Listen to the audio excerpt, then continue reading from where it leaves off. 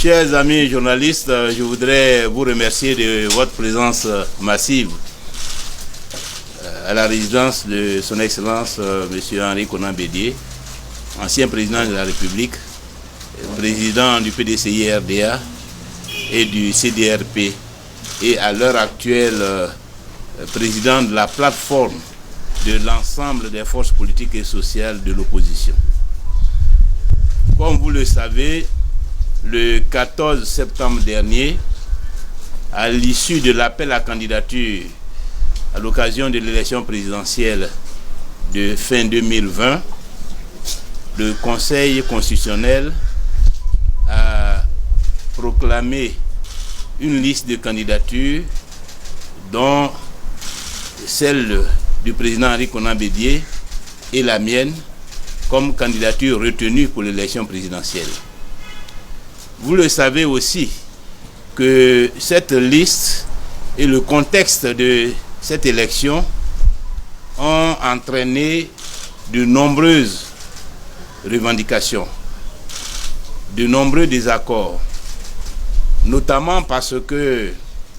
certains candidats qui avaient le droit de participer à ce scrutin ont été arbitrairement éliminés.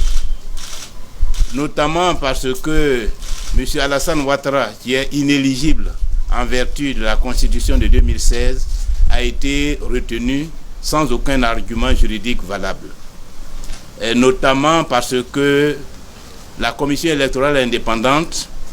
est à l'heure actuelle monocolore, puisque l'opposition n'y siège pas. Elle est caduque parce que la Cour africaine des droits de l'homme et des peuples, par différents arrêts, a indiqué clairement que cette commission électorale indépendante ne répond pas aux critères internationaux et qu'elle doit être réformée avant toute élection. C'est un acte de justice qui s'impose à la Côte d'Ivoire parce que la Côte d'Ivoire est signataire de la Charte africaine des droits de l'homme et des peuples, est tenue d'exécuter toutes les décisions, tous les arrêts rendus par cette institution. Notamment ensuite parce que le Conseil constitutionnel, à travers la décision portant, je dirais, déclaration de candidature, a montré qu'il était sous influence du pouvoir politique et qu'il ne méritait pas de bénéficier de la confiance des candidats. Pour toutes ces raisons, nous avons exigé que ces conditions soient réunies avant toute élection.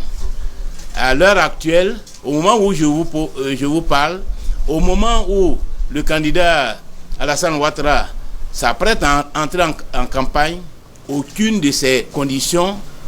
ne sont réunies. En conséquence, j'ai donc consulté le président Henri Konan Bédié et ensemble, en tant que candidat retenu, nous avons décidé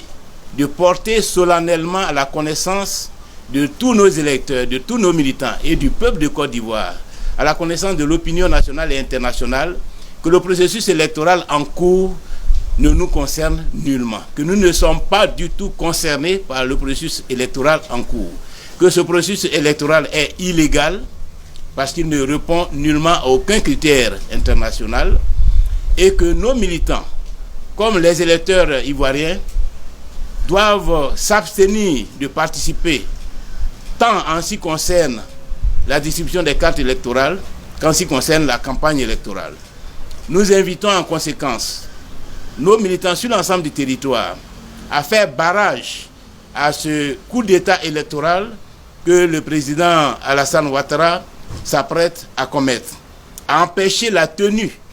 de toute opération liée au scrutin et à mettre en application le mot d'ordre de boycott actif par tous les moyens légaux à leur disposition afin que le pouvoir actuel consente à convoquer l'ensemble des forces politiques nationales afin de trouver des solutions acceptables à toutes les revendications qui sont ressorties de la proclamation des candidatures. Voilà donc, chers amis, les raisons de notre présence ce matin chez le président Henri Konan Bédié et les raisons donc des invitations qui vous ont été adressées. Demain matin, nous organiserons une conférence de presse au siège du PDCI-RDA afin de donner davantage d'informations, de clarifications sur cette déclaration que nous venons de faire.